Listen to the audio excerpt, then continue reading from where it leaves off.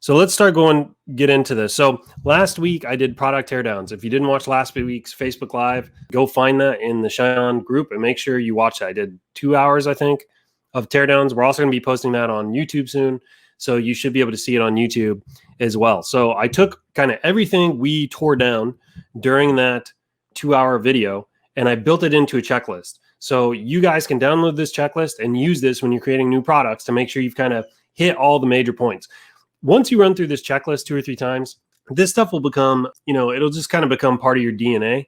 Like you're not going to have to reference this all the time. But if you're new, just starting out, getting on your feet with this kind of stuff, having this checklist is a really great way to make sure you're not making any kind of like fundamental basic mistakes. Okay, so let's get into the checklist. So first of all, the phrase. I keep saying this over and over again, that it's the phrase that pays. If you can make them cry, they'll buy, right? You want to move people emotionally. So I've got a whole section in here where we start with the phrase because it's the most important piece. All right, so you need to make sure that you're using the greeting card format. So the last thing you want to do is make a design that does not use the greeting card format. I actually have an example of that over here. So you can see here we have a design where it doesn't say to mom or to mom from my daughter. It just says, I'm lucky you are my mom, right? So the phrase is here, but it doesn't really have the to and the from in it. And you usually want to get that baked into the phrase that you're going to use. I believe I have another down here that's kind of the same thing. It says, everything I am is because of you. Obviously, we kind of know that this is kind of a romantic thing, but it would be more personalized to the buyer if it said something like, to my wife, to my girlfriend, to my fiance. Heck, this even could be like a to my boyfriend kind of thing. Maybe not with the jewelry item, but the design itself. So you need to make sure you're using the greeting card format where it's got the to and the from.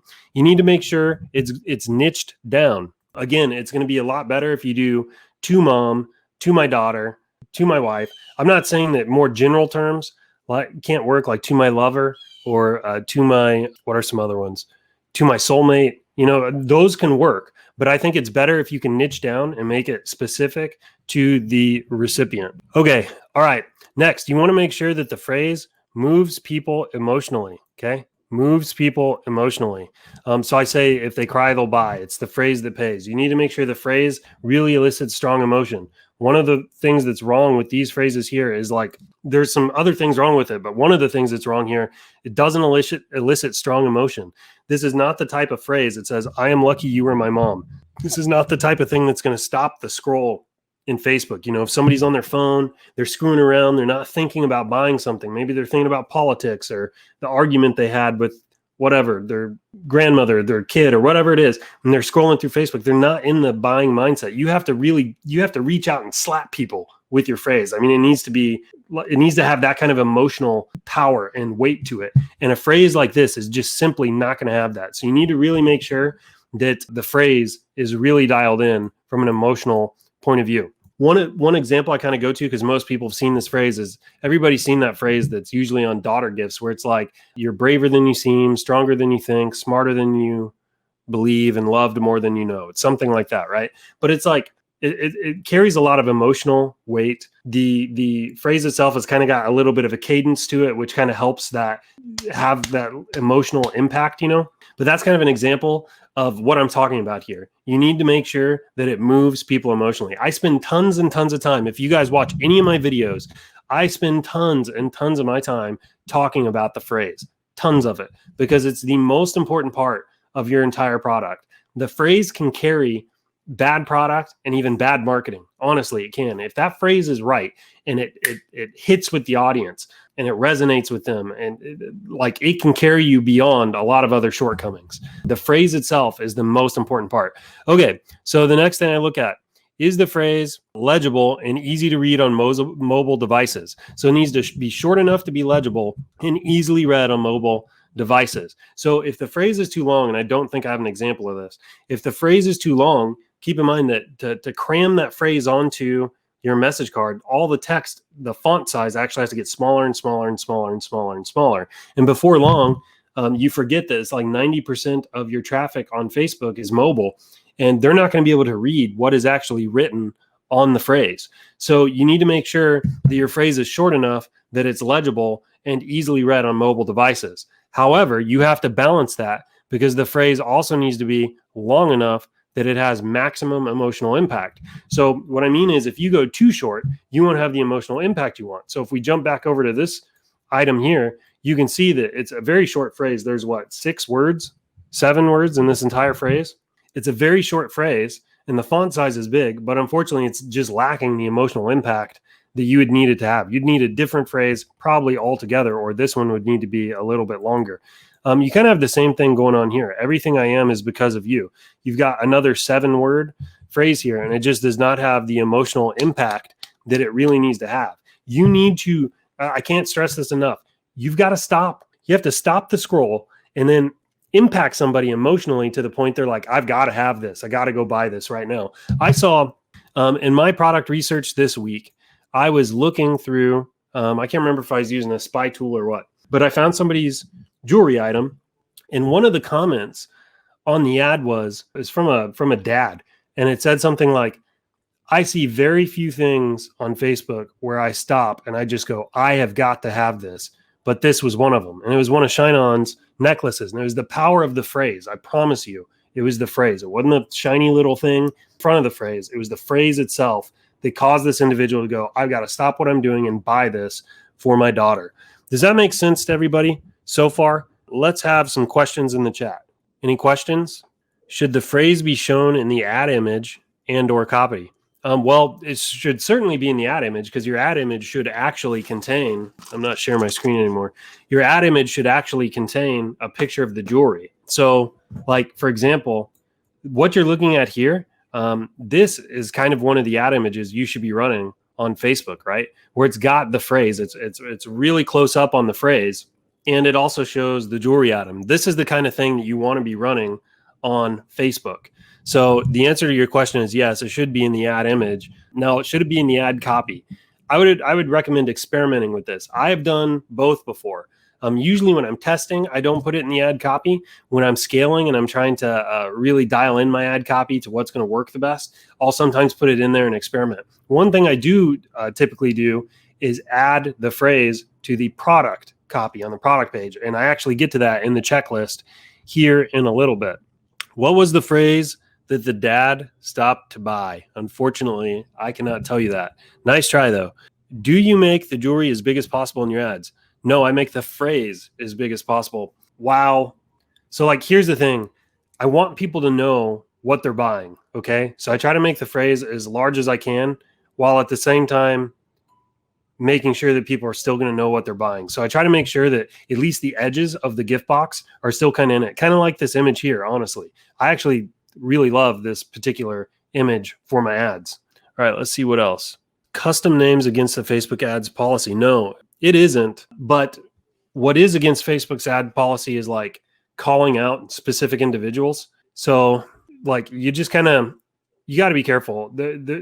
My recommendation is rather than run a phrase like this that says like to Emma from John or whatever, you can still put Emma and John in the image, but draw some like arrows, like superimpose some arrows over it that say like personalize it so that people know they're not being singled out and that it's actually the item itself that's personalized. Or else if you're Emma and you just see a product come through your feed that's like to Emma, it might startle you a little bit. Facebook actually added this policy because I remember this. It was back in like 2013 or something like that. Somebody thought it'd be funny to run some ads to a roommate of his and it was their birthday. So he went into Facebook and he did all this ultra targeting on it, finding people that had birthdays, and he really narrowed down the location targeting. And then the ad was like, to John or whatever, happy birthday from your buds, Dave, Cliff, and Sam or whatever. And anyways, it became this big thing. It like blew up on the internet and stuff like that. And anyway, Facebook changed their policy afterwards. All right, let's go. Do you get your phrases from the internet or do you outsource them?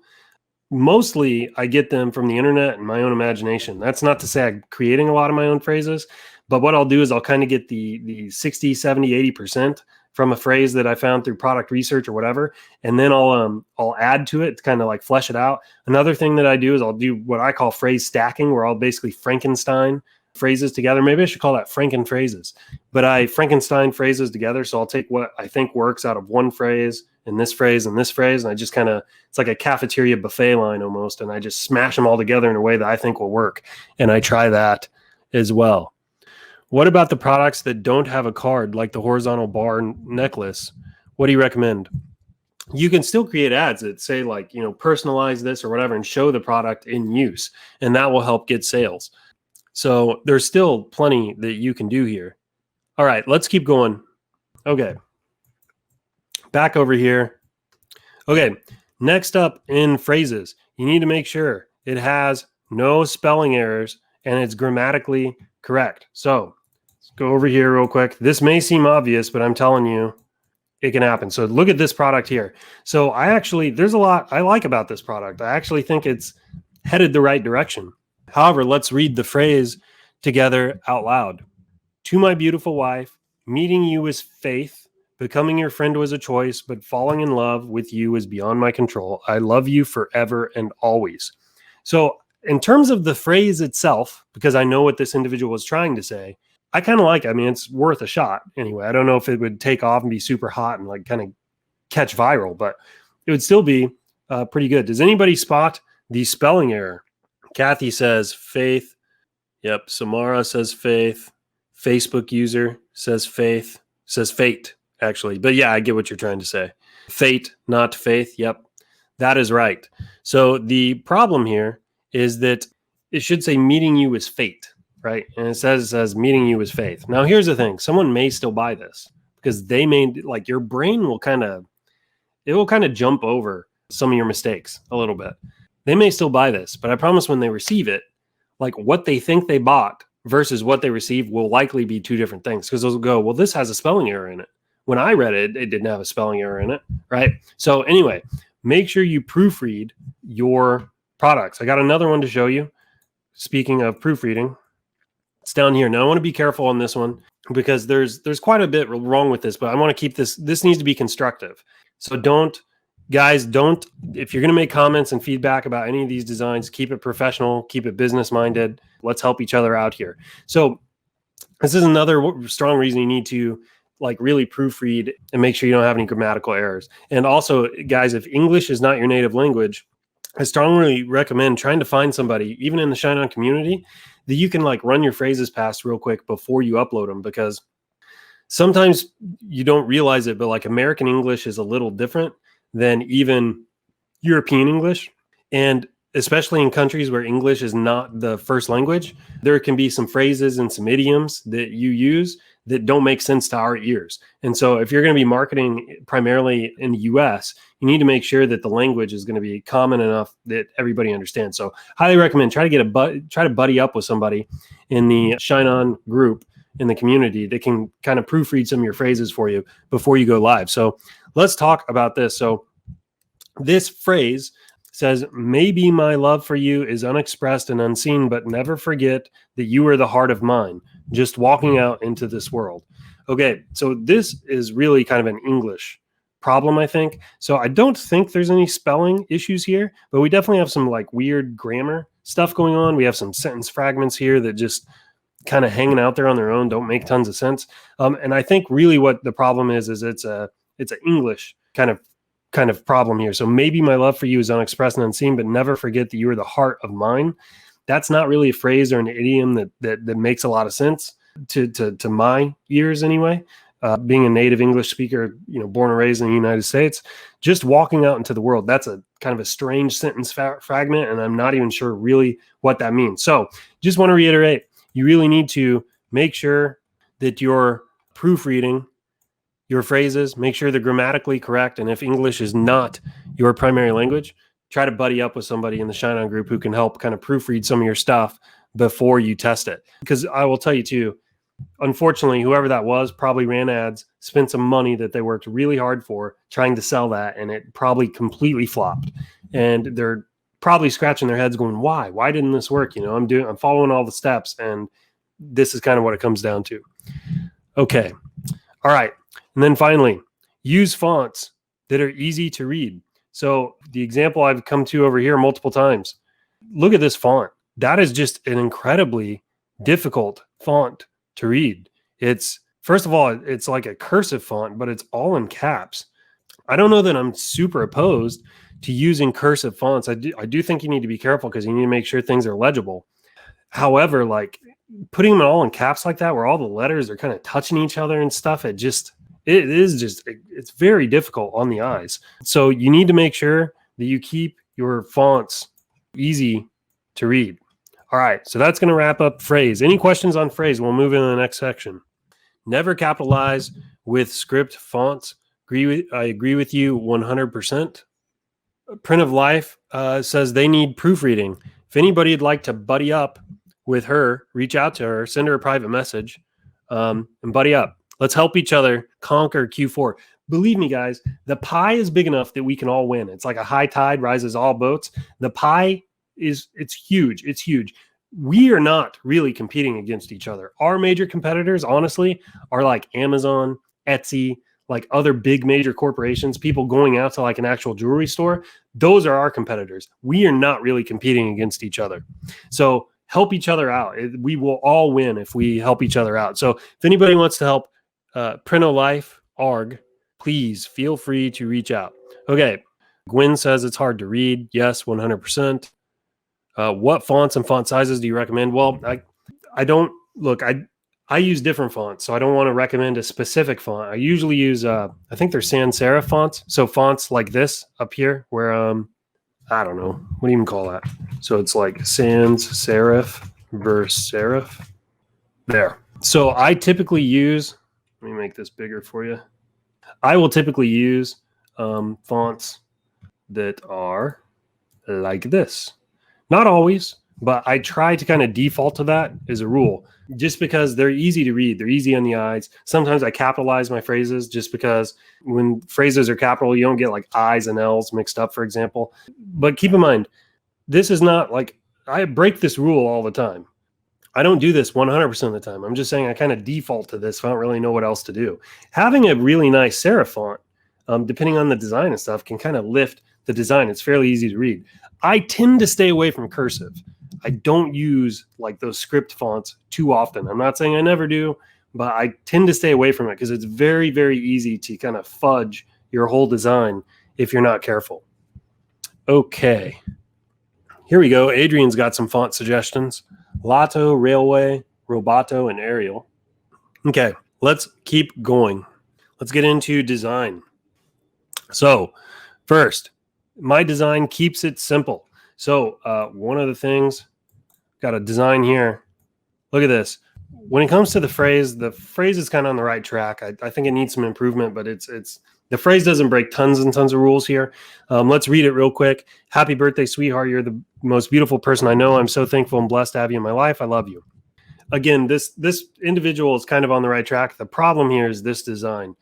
This design is way too distracting. It really, your eye is not drawn to the phrase here. Your eye is very clearly drawn to the design, even over the jewelry piece. I mean, like this design is totally stealing the show. Have you guys ever seen those like funny videos on YouTube where it'll show like a band playing at a wedding or something like that? And like it's supposed to be like some song and you got the drummer in the background and he's like spinning around the sticks and all this kind of stuff. And he's like totally stealing the show. I mean, his hair's disheveled and his tie's flying around and you're like at a wedding. That's kind of what this design is doing to the jewelry piece. I mean, it's just completely stealing the show here. So keep your designs simple. Okay, next, we need to make sure that the design complements the phrase. So again, let's go back to this one. It's just a pretty good example of it. This design, to me, looks almost like a nuclear explosion or something like that. Like let's read the phrase and see if the design fits. Happy birthday, sweetheart. You're the most beautiful person I know. I'm so thankful and blessed to have you in my life. I love you. There's a heart kind of back there. I don't know if these are supposed to be wings, feathers, or I'm not sure what's going on here. But the design and the phrase, they clash. These do not complement each other. So you don't even notice the jewelry. Yeah. It kind of reminds me of Thanksgiving. Yeah, it definitely has that feel to it. So you need to make sure that the design complements the phrase. So let's look back at this one. I actually think from a design perspective, this isn't too bad. So you've got kind of these little hints of red and they're kind of evenly spaced throughout the design, which I kind of like. I mean, it doesn't feel too jarring. It's not super distracting. It kind of ties everything together. I like the transparency in this particular design. You've got the metal in the background, the finished metal. And it just, I don't know. I really like that about this particular one. So anyway, I feel like here, it's to my beautiful wife, and it's kind of a romantic kind of thing. And you have the little images of the roses and things like that. I actually think this design here is pretty good. All right, let's keep going here. Okay, my design is such that the phrase is not covered or blocked by the jewelry items in the mock-up. I don't know if I grabbed an example of that. Yeah, we do actually. So look at this one. So one of the difficulties here with this particular item is that the necklace itself, like it's right on top of the phrase. So in particular, it's kind of tough to read this here. I was able to kind of infer what was going on there, never forget. And like, I just kind of guessed that word says that, because I could kind of tell that this word here said you, right? So you have the necklace right on top of the phrase, and it's making the phrase itself a little bit difficult to consume. So you kind of have to work around that a little bit with the way you like put the phrase on the design. You need to make sure that your "to my daughter" or whatever your text is up here, try to keep it like up here and out of the way, and then try to finish off your phrase down here. Another thing you can do is you can add your phrase here to the sides, right? But I would try to stay away from like this area here. This is a no-go zone when it comes to your phrase. You have tons of space on the message cards, so use them. You don't need this tiny little, area right here to get your phrase. Be creative, find some other ways to lay out your text. Any questions on any of this so far? No questions. All right, well, I'm going to keep moving. If any questions pop up, I'll stop. All right, my design does not use elements that may turn some buyers away. For example, images of people with identifiable traits such as hair color, length, height, that kind of thing. Okay, so here's what I mean by this. I'm not sure I have actually we do. We have another good example. Sorry, whoever made this design. I'm not picking on you. However, this fairy here in the background, I personally think is an issue here because this is a "to my daughter" thing. And look at the jewelry item here. This is Alluring Beauty is the jewelry item, and Alluring Beauty is a mature item. I think we asked in my last Facebook Live, like, how old do you think you'd have to be to wear Alluring Beauty? And everybody kind of agreed. If I remember right, it was like 15 or 16 years old. But like this, to me, this little fairy here kind of clashes with the idea of giving this to a more mature female. So 15 years old and above, and you got this fairy going on. It's like there's a clash here between the design and the product. So you have like a product design mismatch here, which is kind of an issue. Another thing I'll kind of bring up real quickly is this here. You have an actual image of two people, presumably lovers here, having kind of a nice little moment between them. Now, the issue though is like, look, this isn't a huge issue. I'm just pointing this out. What if in this particular relationship, the female is the same height as the man or taller than the man? Or what happens if the female has short hair and the man has long hair? Like there's all kinds of things here that could kind of put off a buyer because it may not fit their image of themselves perfectly. So it's better to kind of use more abstract design like decals and floral stuff and that kind of thing, and to kind of have elegance here as opposed to putting images and things like that. I'm not saying you can't do it. I've seen things sell with it. I'm just saying that this is one of the things I think that can hinder some of the designs. All right, see some questions coming in. What is the most text you would put on a card? Well, I can't give you a word count. Like I said, in the checklist, I say it needs to be short enough. In fact, let's jump over to the checklist real quick. It needs to be short enough that it's legible and easily read on mobile devices, but long enough it has maximum emotional impact. So there's a balance here. It's kind of on a spectrum, and you kind of got to, you have to take your phrase and you have to find that on your own. I can't give you like a specific word count. Card dimensions, it's 3 inches by 3 inches. The actual design itself, it's a square, and the minimum file size is 1,000 by 1,000 pixels. they prefer, I think, PNG and JPEG file types. If you go into the platform, you go to add new and you find a product that you want to create. There's actually the design guide files right there that you can download or give to your designer. Are your feelings grammar wise about using UR versus you?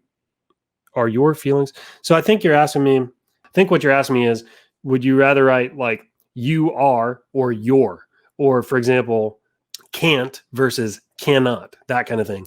I don't get a bent out of shape with that. I kind of go with what feels natural with the phrase.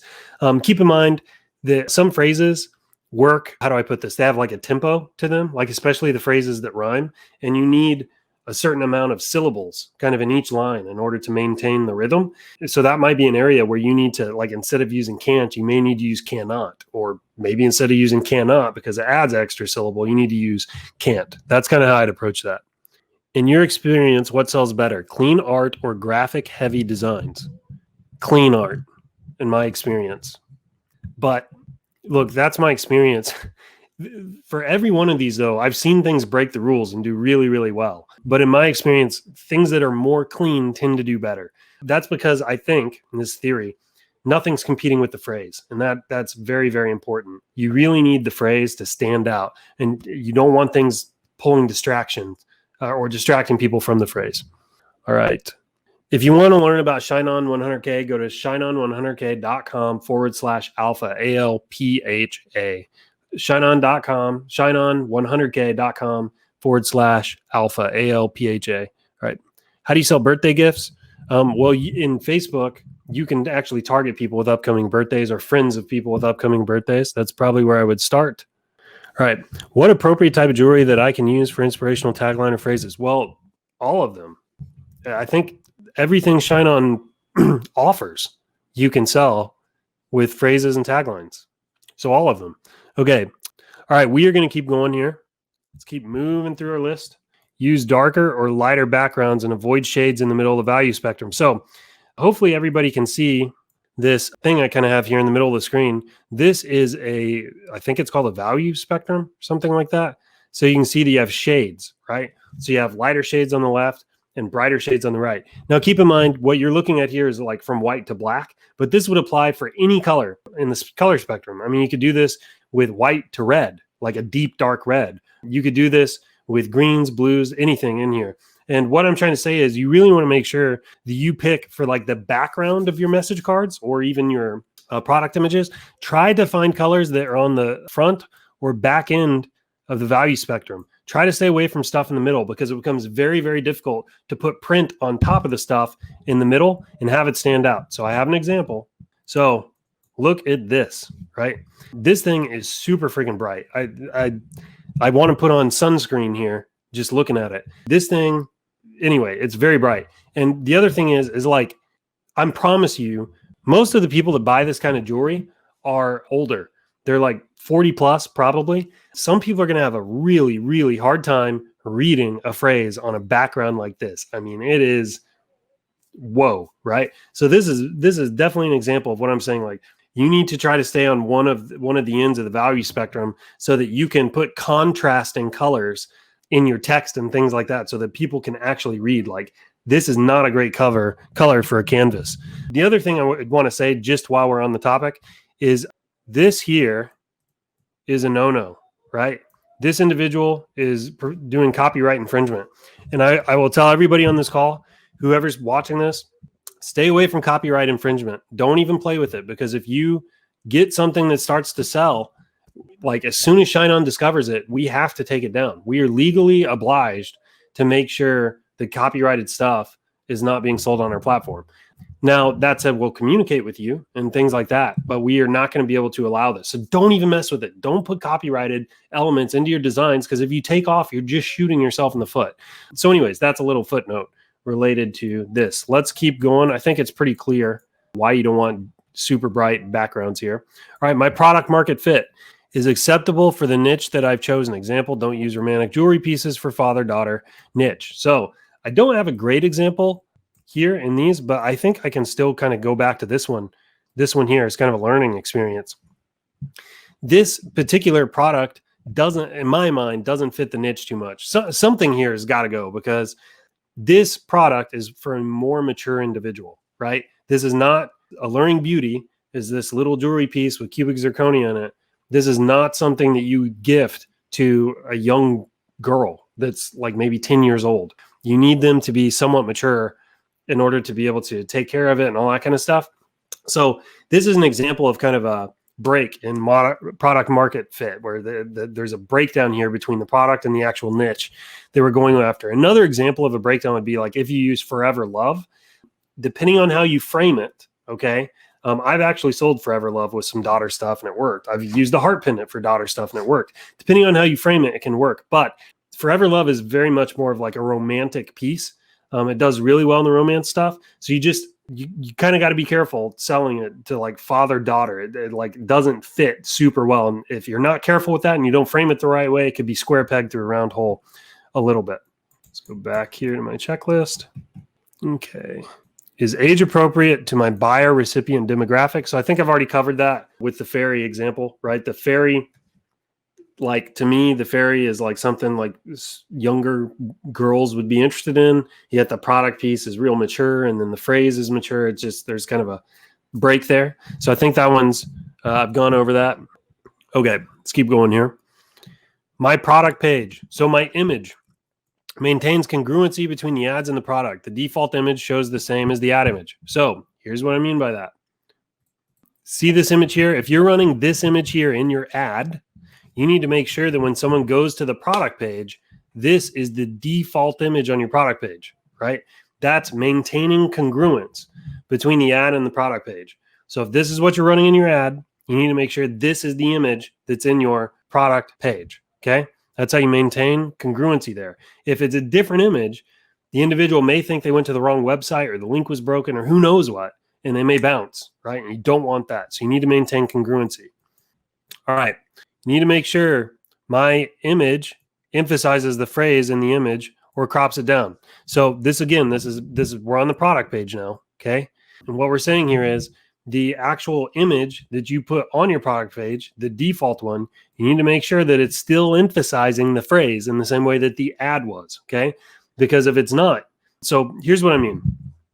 Sometimes in the ads, you crop down on the phrase and the box and all this stuff to really get that phrase to stand out. Well, make sure that on your product page, that phrase is still very easily read in the main image. So an example of a mock-up where this could be a problem is the one with the hands, right? They kind of come in from the sides and they hold the gift box, and like the actual frame is like kind of way out here, right? Well, if you upload this image to Facebook, you're probably going to crop down on the actual just jewelry box itself because that's where the phrase is and all that kind of stuff. But then if they click through the jewelry box and they land on the product page and it's like the big zoomed out one again, and the phrase is not as easily read, it can create issues for you. So you just need to make sure you think about that when you're picking your images and everything for your product pages. Okay, my product page title is used as a headline.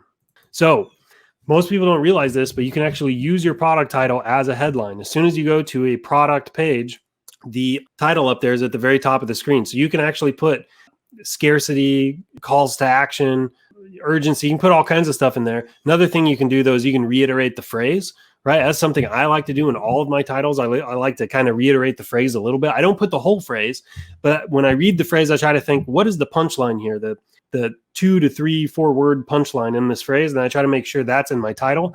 The other thing I like to do in my titles anyway, is I like to put, so I'll typically write my titles out something like this. I'll put to my daughter, punchline, then I put necklace. This is typically what I like to do. The reason I like to do this is, first of all, the punchline reminds people of the phrase. To my daughter, again, it's just this whole thing here is just kind of reminding them of like it's a gift and it's emotional and all that kind of stuff. And the necklace is really just to prevent confusion. I want people to know exactly what they're buying. Sometimes, you know, depending on how you use your images and things like that, they may not realize it's a necklace. I would stay away from using the actual necklace names here personally. I don't put interlocking hearts. I don't put alluring beauty. I kind of try to stay away from that, and I try to just use something simple like necklace. If I'm going to put anything here that's descriptive, I might put like 14K white gold necklace or something like that, something that kind of raises the overall perceived value, but I only do it if it's true. right? So I can put 14K white gold finish or something like that. It has to be true in order for you to use it. But usually, more often than not, 95% of the time, I go with a format that looks something like this. All right. Okay. Contains a punchline in my phrase. Covered that. Mentions the product category, bangle necklace. I covered that. Is clear and easy to read. So in my product breakdown last week, there were some products we looked at where there were like literally hashtags in the product title, like hashtags that you'd use on social media. Don't put that kind of stuff in your title, especially if whoever's coming to your page is 40 years old or above. It may be lost on them. You never know. It needs to be clear, simple, easy to read. One thing to remember, if you're taking notes here, you should write this down. A confused mind always says no. A confused mind will always say no. So you want to make sure you're as clear as you can possibly be. And one way you can kind of do that is by having a good, crisp title. All right. Avoid hashtags, strange characters, or anything else that might cause confusion. Covered that. Do not falsely advertise the product. So a second ago, I actually kind of slipped a little bit. You don't want to put something like 100% 14K white gold, right? Our products are white gold finished or 18K gold finished, like yellow gold finished. You can put something like that, but don't put 14K white gold because it's going to give the buyer the impression it's solid gold, and it's not, right? So you need to make sure there's no false advertising in the title itself. Okay, let's talk about the product copy here. So this is the copy that goes on the product page. So first of all, you need to make sure it contains your offer. So most of the products, when you upload them, they're discounted $20 by default. So if you'll have a compare at price on the page, it'll say like $69.99 and it'll be like marked through, and then it'll say $49.95. So it's like a $20 discount there. Well, I always like to reiterate that in my actual product copy. So I'll put buy today and get $20 off, discount automatically applied. I like to put that in the product copy so that people are reminded of the offer, right? And they know they're getting a good deal on the necklace. Another thing I like to do, I like to put my phrase in my product copy. So I like to, right after my offer, I like to reiterate the actual phrase itself so that people remember, well, like when they come to the product page and they see the image, the product image, depending on how big that is and things like that, may be a little difficult to read. So I like to reiterate the actual phrase itself in the product copy. I like to avoid big blocks of text in the product copy. I like to do bullet points. Sometimes, especially when I have a product that sells, I'll go through and rewrite all of the product copy top to bottom. And even when it comes to the descriptions of the necklace and things like that, I contain it in bullet points. We actually have a project going on right now where we're going to rewrite the default product copy across our entire product line to increase conversions because we've done quite a bit of testing. So you need to make sure your product copy does not falsely advertise the product. So again, don't say it's white gold if it's just gold finished, right? You want to stay away from that. And then finally, make sure it contains a call to action. And usually what I'll do is I'll do my offer, I'll do the phrase, I'll bullet point some things, and I'll usually have a call to action where it's like, grab yours today, right? Or get yours now, grab yours today and save $20 off. Imagine seeing your wife's face when she opens it, grab yours today. I'll put something like that. So you need to make sure you have call to actions in there as well. Now, quick disclaimer, when I'm testing, I usually do not mess with the product copy. I'll just go with what ShineOn provides. When I'm scaling though, all bets are off. I will tweak everything when I'm scaling because I want to squeeze as much juice out of it as I possibly can. So if you want this checklist, make sure in the Facebook post, probably where you're watching this, up at the top, I've got a little bit.ly link where you can go and you can actually download this checklist for the next time you create your products, okay? This checklist will definitely keep you on the right track. I promise you, if you can do this, you're going to be better than 99% of the products that are out there. So we are going to stop with the checklist now, and I'm going to do a little bit of Q&A, and then we're going to wrap this up. So there is a little bit of a delay here. So what I want you to do is just whatever questions you have, punch them into the chat here, and I'll just kind of keep moving through the chat, working through the questions, and trying to help everybody out. Okay. Is it okay to say gold fill? Probably not, because there's no like actual fill in it. It's really more of a finish or like a plating. Do you only keep $20 discount or make it higher, like 40 or 50? Well, I've experimented with both. It can be a little challenge when you start going higher because It depends on the jewelry item for one, because not everybody buys like it. The offer still has to be believable, right? So it can be difficult because if you start going with higher price points, sometimes it's not as believable, and that kind of turns people off. So it's weird. There's a little bit of a double-edged sword here, but I've experimented with all kinds of stuff when it comes to that. Okay. Do you typically have a coupon code for your ad or just a discount and show the discount on the product page? Do you typically have a coupon code for your ad or just a discount and show the discount on your product page? Well, I'm using I use the discounts, like the compare app price. However, the coupon codes, I think I know what you're talking about. You're talking about the feature in ShineOn where you can actually use discount codes. Those are perfect for like retargeting ads. So when you run your retargeting on a product, send them to a different URL, like create another product page and put your discount there. And they work great for retargeting ads. So that's kind of when I use those. Michael, what does your typical workday look like and how many hours a day do you normally work? Just trying to get an idea of what your workflow looks like. Well, this is a weird question for me to answer because I'm doing a heck of a lot more than just print on demand. So when I had a full-time job, this would probably be an easier way to answer the question. When I had a full-time job and I was doing like pretty big numbers with print on demand, I'd get up every morning at 5 a.m. and I'd do designs and get my ads going, all that kind of stuff. I do this every day from 5 a.m. to about 8:30. And then at lunchtime, usually like around noon, I would take my laptop out to my car. I'd buzz up to the top of the parking garage and I'd put my phone on, make it a hotspot, and I would work for a little bit then. And then I'd work again. I have a son too. So I have like a little one. So when I got home from work, I'd spend time with family. And then again, about 8 o'clock, I'd work for another hour and a half.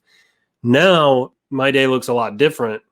Look, I enjoy this. Okay. I need to preface what I'm about to say with this. I enjoy this. Yes, it is work, but it's like a video game to me. So I still get up at 5 a.m. every morning. I have a full-time job now with ShineOn. That involves selling. It involves doing CRO. It involves a bunch of 10 million other things that we're doing here at ShineOn. But I also own a local business, and then I still have ad agency clients, and I still do other e-commerce on the side. So it's like I got a lot going on all the time, but I enjoy this. I actually really do. So I typically, when it comes to stuff that like a lot of people fill their time with, like video games and Netflix and things like that, I watch maybe 25 minutes of Netflix a day. Like when I'm in bed, kind of like when I'm snoozing, I take kind of like my time from about 5 p.m. to 7 or 8 o'clock at night. That's kind of like my family time. And then if I have any more work, I'll work until about 9 or 10, and then I'll watch 25 minutes of Netflix and I go to bed.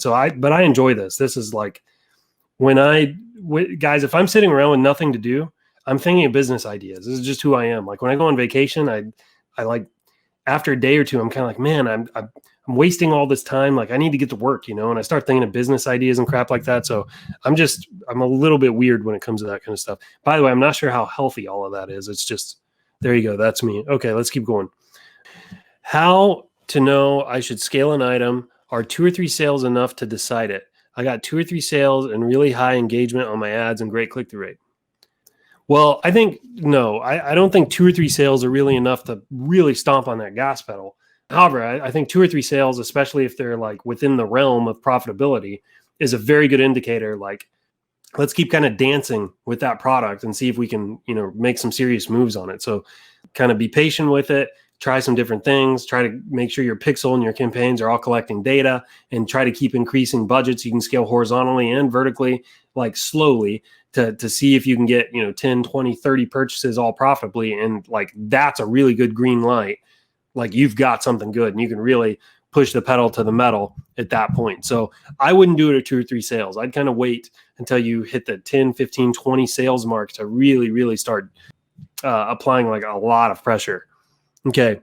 If you were starting from scratch with $1,000 in ads and beginning to run 10 tests, how would you split the $100 per test? I'm not sure I understand the question, if I'm honest. If you were starting from scratch with $100,000 for ads and beginning to run 10 tests, how would you split the $100 per test? I think you're asking me what testing methods I would use, maybe. I'm experimenting all the time. A few testing methods that I've been using recently, all of which have worked, by the way. I'm going to try to draw here. I do 1 campaign and then 3 ad sets. The campaign can be ABO or CBO. So it works for both, ABO, CBO. The budget's going to be $30 if it's CBO. If it's ABO, you want $10 per ad set all the way down. These can be either duplicate interests or unique. And then typically I'll have 1 ad hanging off of each of them. So it's something like this. This is one that I've been doing that's been working pretty well. Another one I'm kind of experimenting with is, don't ask me why. This has just been working for me lately. But I'll do 1 ABO campaign with 5 ad sets. And then each ad set has a $6 budget. Why $6? I don't know. I took 30 and divided it by 5. For whatever reason, though, this is kind of working for me right now for my testing. So that's another one that you can try. And then what I'd do is I'd start these on Tuesdays, and then I'd let them run roughly 3 days. So I try not to go beyond 2x my break-even cost per purchase per test. Okay. Some people go to $100. Some people go even higher. This is just kind of a rule of thumb I like to use, and it seems to work for me. So I start on Tuesdays, go Tuesday, Wednesday, Thursday. It's roughly 3 days, because on the 3rd day here, you're going to hit this mark. If you don't have any sales at that time, so 0 sales equals turn off. Okay. Hope that is helpful. Let's keep going. From your experience, which necklaces with message cards work best for dad to daughter? Definitely interlocking hearts, and then also infinity hearts. Dad to daughter. Those are the 2 I'd go with. Okay. Have you ever tried cross-sell promotions? What kind of products can go with necklaces? Well, anyways, other necklaces, believe it or not, will go with necklaces. Depends on the niche that you're in. If you're doing a daughter necklace, maybe try to sell a son necklace, right? A lot of parents have more than 1 kid. If it's a granddaughter necklace, try grandson one. You can do dog tags. I find the other jewelry works really well. Bestseller products for Q4. Look, it's going to be more about best-selling niches, right? And it's family. Like, all the niches in family are dynamite in Q4. So again, it's what you need to do. I tell everybody, pick 2 niches, right? So pick 2 niches, master these niches. Okay. Master them. Just do nothing but designs on those 2 niches. So you can learn what the market responds to and things like that. That's going to help you figure out which products they like the most, which type of phrases work the best for them. And then once you have that information, you can really start kind of working that niche to its maximum potential. But unfortunately, I can't, look, for example, our graphic heart pendants, we have them in inventory because they've always sold really well. Always, for years. They've sold really, really well. But that doesn't help you. You see, like, I just gave you the answer that that's a best-selling product. It doesn't help you at all, because you're still like, well, what niche, what phrase, what's the design need to look like, all that kind of stuff. Like, unfortunately, you've kind of got to learn. You have to learn this entire skill set if you want to make the most of it. Won't Facebook add your account if you say to my daughter? No, it will not. Look, there's all kinds of people saying that Facebook bans for this reason or that reason, and they're just making things up. Nobody freaking knows, because Facebook doesn't openly publish a lot of this stuff. Unless you're in clear violation of the ad policy, it's very hard to know exactly why your account's getting shut down. That's just the truth of it. I've been doing this for years now, and I'm telling you, like, I've had business managers shut down, ad accounts shut down. I've had issues with profiles. Most of the time, I have no freaking clue why. I mean, seriously, sometimes I do. Most of the time I don't. They're just a loose cannon on this stuff. Can you give us an example of good ad copy? Maybe in another live session, we can go over all the right stuff. I will tell you, I intentionally stayed away from showing you like winning designs and stuff like that, because I know everyone's going to go copy them and it's not going to help.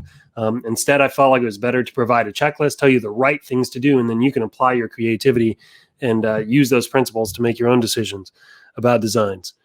What's your take on video ads? Hey, look, I love video ads.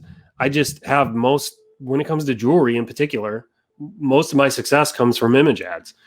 Jewelry doesn't need to be explained or anything like that. And I just find that the images tend to work better. I've run quite a bit of video ads in the past for jewelry, and I don't get as good of results. So nothing against video ads, but for jewelry, the images work great, which, by the way, makes jewelry a fantastic place to start when you're brand new, because you don't need fancy videos. You can literally use the mock-up images we provide inside the platform of the app, and you're off to the races. You can start running ads.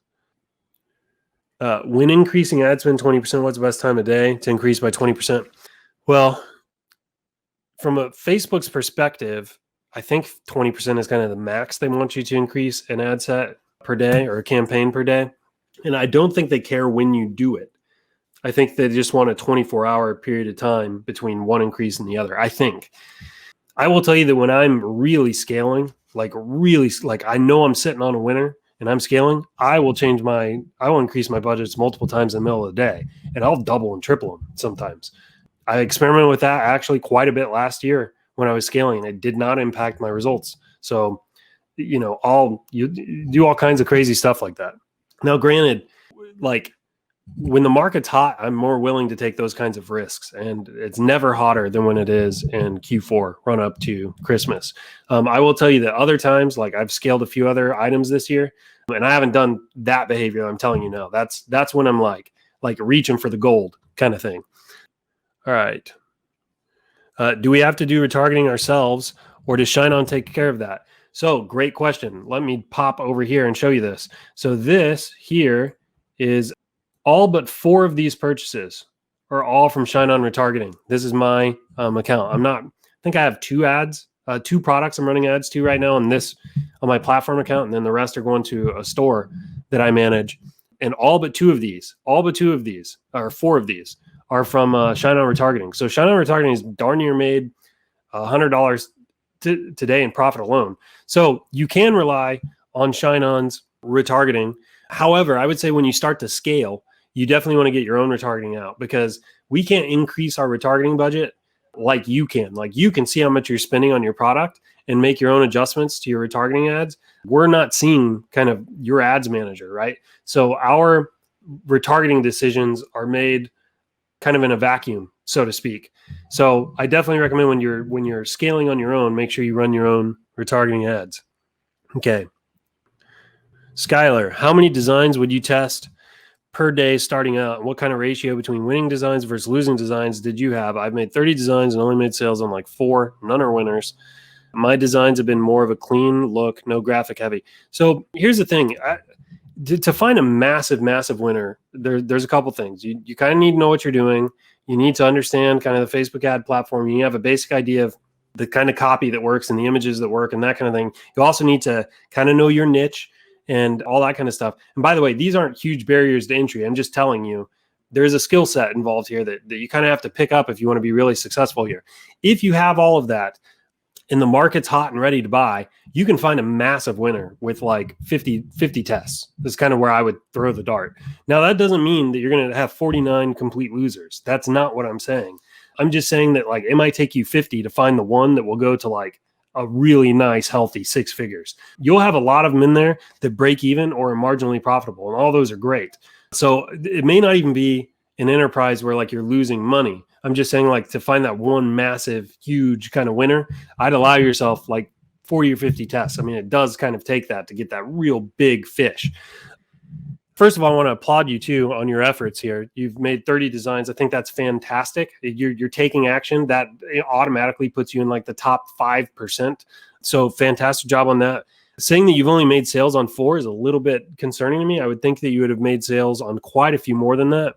So Skylar, you've been on all my Facebook Lives. You're interacting quite a bit. I know you're reaching for this. I want you to message me on Facebook, and I want to help you out personally. I'm way behind actually on my Facebook messages. So just message me on Facebook and hang tight. And when I get to it, I'd like to help you personally. I'd like to look at, here's what I want you to do.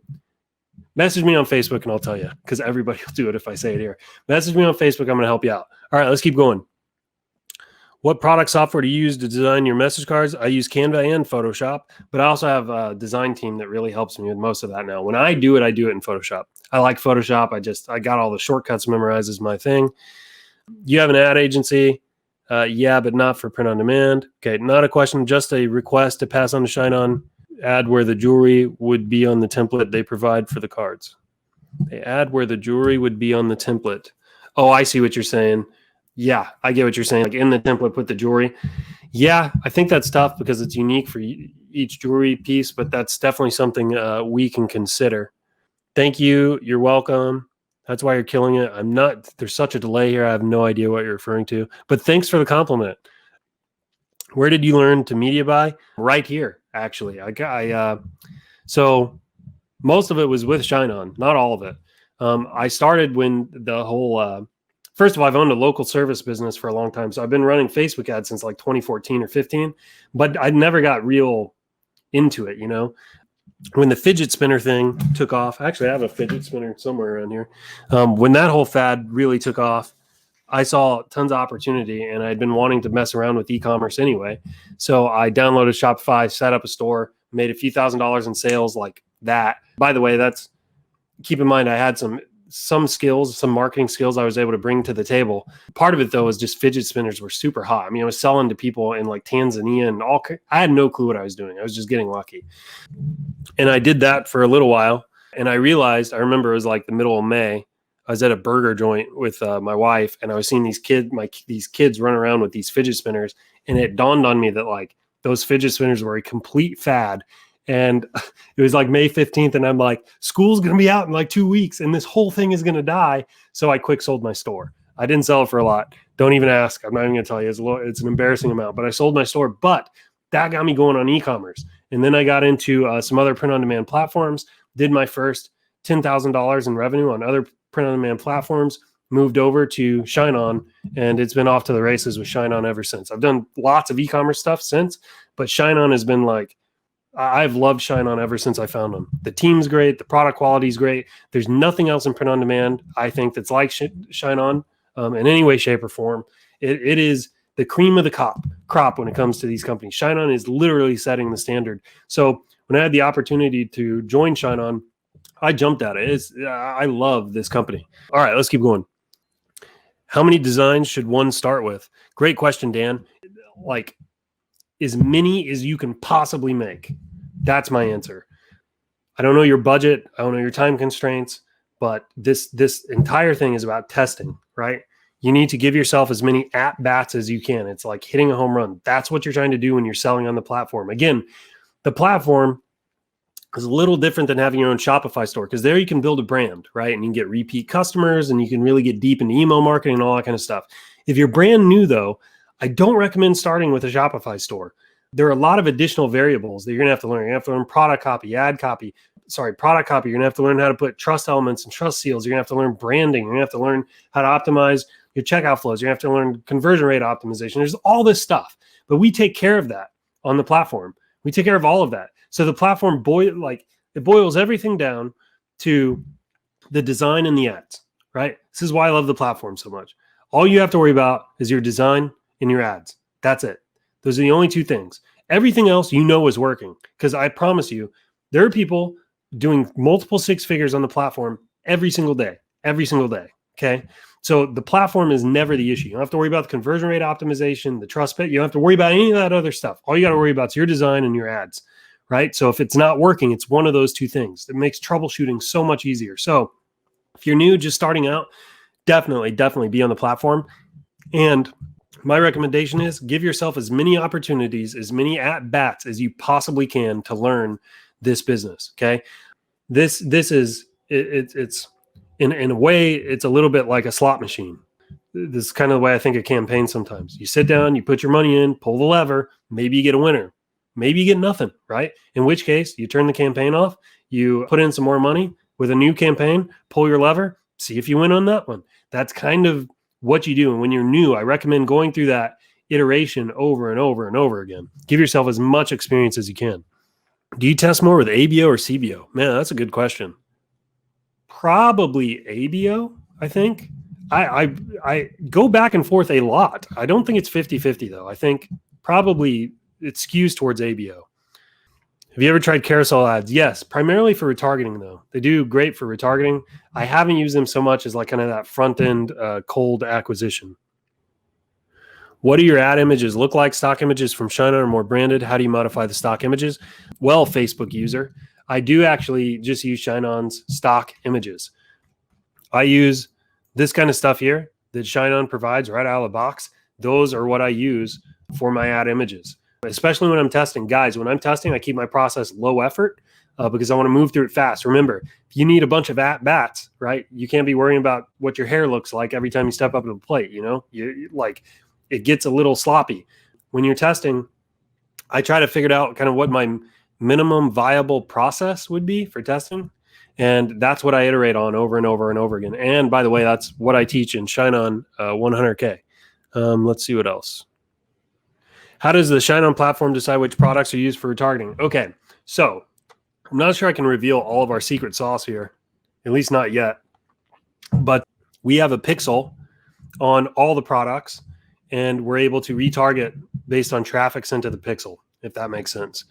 So that's part of the reason I think the retargeting is so freaking good is everybody that saw one of these products had probably seen it in the past. So they were seeing it again in a new ad this time and they bought. So hope that makes sense. One thing we do though, is we actively, well, I'm not even going to say it. Never mind. Okay. I've made my own templates for each of the jewelry products, so I know exactly where the necklace lays on the message card. It took time in Photoshop, but well worth it. Thank you, Kathy. I don't know how you'd feel about sharing that with folks, but I'm sure a lot of people will be interested if you're open to it. Running ads is not rocket science. It's more about knowing your niche and customers like. Yes, 100%. Totally agree with you. Winning in this is less about the ad kung fu and more about your product. But I will tell you this. If I was going to do a Facebook Live tomorrow and I was going to share all my Facebook ad strategies, I'd probably have 1,000 people on it. But if I was doing a Facebook Live like this one, where I'm doing product creation stuff, I get 100 people. It is so lopsided in the marketplace on what's actually important. If you can lock in and key in on this stuff, I'm telling you, you'll be in the top 5% of anybody in print on demand out there, because this is just so overlooked in the marketplace. But anybody that has gone on to do 5 and 6 figures profit with a print on demand product will tell you it's all about the product. Okay. Fab says, please ask ShineOn to add engravable cuff bracelet or other unisex bracelet options. They are coming. We've got all kinds of stuff in store. We are testing new products literally every day, 30 days a month. We're testing new products, and we've got lots of new stuff coming. We have things coming that are just, you'll be shocked. I'm super excited. I've said this many times. Like, I kind of wish I could just go back to being a seller because of all the cool stuff that we're bringing to you. We have lots of rapid product releases right around the corner. So stay tuned. You have plenty to work with as we move into Q4 and on to 2021. Okay. How many products can you list on the platform? Amanda, I'm not even sure that there is a limit. I can tell you, I think I have well over 200 or 250 or something like that. And I just keep going. All right. Skylar says, I think of it as mining for gold. I'm sure he's referring to his product testing and things like that. Every product you put out into test is striking the rock. 100% agree with you on that. There's an image. I'm not going to have it available here, but it's kind of a image of a miner in a mine. And it shows him digging a tunnel. Am I going to draw this? I'm not going to draw this. Oh, I'm going to draw it. Okay. So it's like this. It's like there's a tunnel here, and you've got your miner, right? And he's got his pickaxe, and you've got a diamond here, right? In your tunnel. And this guy, he's giving up in the picture. He's giving up, right? He's just tired. He's gone all this way. He's sweating. He's exhausted. He's blisters on his hand, all this kind of stuff. He's giving up, right? And look how close he is. He's one strike away from getting his diamond when he gives up. That is very similar to testing. You're one product away, right? One product away from everything changing. And I kind of want it to haunt you a little bit. When you get tired, you get worn out, and you're not getting results, and you're frustrated with Facebook, and maybe they block down one of your accounts, and you're thinking about throwing in the towel. I want a little image of Michael to poof right here on your shoulder and go, but you're one product away. You're one product away. You're one product away from everything changing. And that is a true statement. If you find one winner, it can put 5 or 6 figures in your bank account. That is no joke.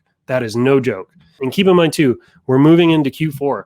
And I'm telling you, every Q4, new e-commerce millionaires are made. Every single Q4. There's somebody out there right now, probably sitting at a computer trying to figure this e-commerce stuff out that is not a millionaire. And on the other side of Q4, they will be. That happens every single year to somebody.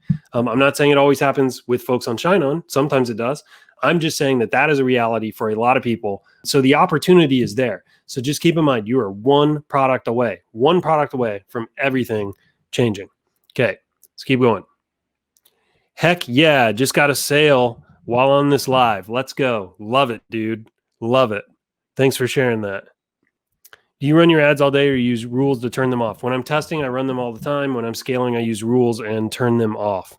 Let's keep going here. Does ShineOn offer private labeling service? Well, all of our products are kind of private labeled, but we do have, it's like a label. It's like a sticky label we can put on the inside of the jewelry boxes for you as well. It's an upcharge though. I think it's like 75 cents or something like that. The teardowns last week have to be made compulsory viewing. It was worth a ton. Appreciate the kind words, Richard. I'm a little biased, but I couldn't agree with you more. Anybody watching this, you really need to go back. Product is the number one thing you should be studying right now. 100% product. Okay. When you talk about niche, I think about an interest like hockey or cats. But do you mean that plus adding relationship? Because I think of husband, wife, father, daughter, is a relationship in that niche is different than what you mean. Okay. Yeah, I would say there's kind of, this is kind of weird. There's like different layers to niche, right? So you have like family, and then you have like the actual relationships in a family. And then you have like, and like each of these can, you're like layering down, right? And you're getting more and more complex as you go. And then like down here, you can have like jobs, hobbies, etc. Right? So like niche is probably way too broad for anybody. It's just not specific enough to inform your product creation, your phrase, or anything like that. Relationship is kind of where I like to see people start. So like wife, daughter, granddaughter, or whatever. You get the point. This is where I like to see people start. Like pick two from here. Okay. You can get into jobs. So here you have like trucker. Would that be trucker husband or trucker wife? Whatever. You get my point. You have like nurse wife and so on, right? That's what you have here. Okay. Like the further you go down this list, in my opinion, it gets a little more complex with your targeting and things like that. So you kind of want to know what you're doing. But my recommendation, especially for new people out there, is start here at this kind of like second layer. Pick two of these relationships and then just study them. Not these three in particular. Like there's a whole bunch inside of family. You have like wife, boyfriend, fiance, daughter, son is even one. Granddaughter, grandson, to mom, to grandma, to granddad, godfather, bonus mom, stepmom, stepson. Like there's just a gajillion of them in there. Pick two of those and then just stick to them so you can really learn the niches. All right, guys, we're going to do a few more and we're going to wrap up. I'm going to jump all the way down to the bottom. Washing your face, I pop out of the sink. You're one product away. That's right. That is right, though. That's what I'm saying is I want to haunt you with that because I don't want you to give up. Okay. I'm kind of caught up on a lot of these questions. Can you please share a replay link to the product teardowns from last week? I couldn't find it. Hey, go check your 5 Bullet Friday email, Mr. or Mrs. Facebook user, and there should be a link in there. If not, it'll be on the YouTube channel. And if not, you can also go to the Facebook group and you can search for my name and you should see it in there as well. Okay. All right, everybody. I think I'm going to wrap it up. I've answered a ton of questions in here. Sorry if I missed yours. I did my best. I really appreciate everybody joining and hanging out today. I hope you found this session helpful. Make sure you download the checklist, right, at the link. Hey, do me a favor before you leave. If you could like this post, like this post, comment on the post. It'll kind of just help it ride up in the algorithm, make sure more people see it. Okay, everybody, you guys have been great. I love my sessions with you. Fantastic questions as usual. Keep going after it. We're right in Q4. Things are about to ramp up. It's about to get super freaking excited. It's exciting around here, so make sure you hang in there. Hey, what's up, everybody? Thank you so much for checking out the ShineOn YouTube channel. I'm Michael Christ. If you liked the content and the video you've seen today, make sure you like, subscribe, hit that notification bell, check out all the links in the description below, and we'll see you in the next one.